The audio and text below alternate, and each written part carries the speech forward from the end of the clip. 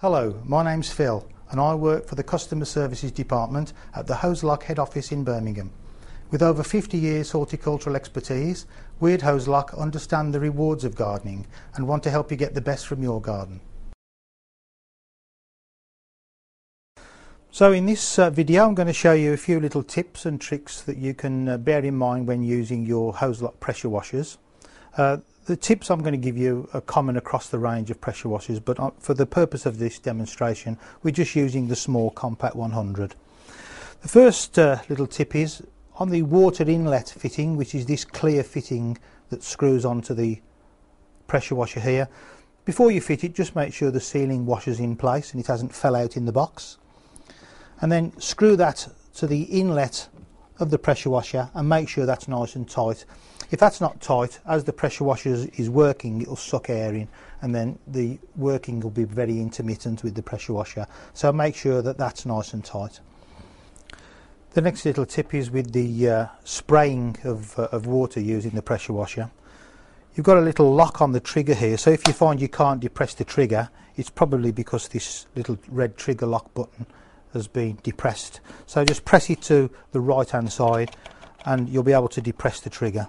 So the next tip is when you're using the pressure washer, you've got your hose pipe connected to the inlet at the front and it's all plugged in and ready to go. Before you even switch the motor on, using the little switch there, the first thing you should do is depress the trigger and let water run through the lance at normal tap pressure. Let this run for about 10 or 15 seconds and you'll probably hear air spluttering out of the end of it while you're depressing the trigger. That just lets all the air be purged from the system so that when you turn the pressure washer on, everything's all ready to work properly. With all the air removed, release the trigger so that the water flow stops and then turn the pressure washer on at the switch,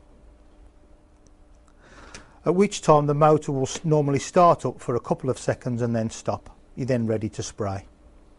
So the next tip, when you're using the pressure washer and you're actually spraying high pressure water, when you depress the trigger, don't pulse the trigger like that, every 1 or 2 seconds.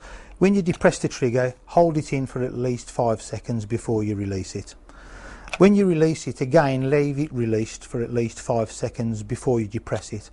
This basically lets the pressure switch inside the pressure washer work properly and it doesn't start to perform erratically. So just to recap, when you press the trigger, you must keep it depressed and spraying for at least 5 seconds, and then when you release it, again, leave it released for at least 5 seconds.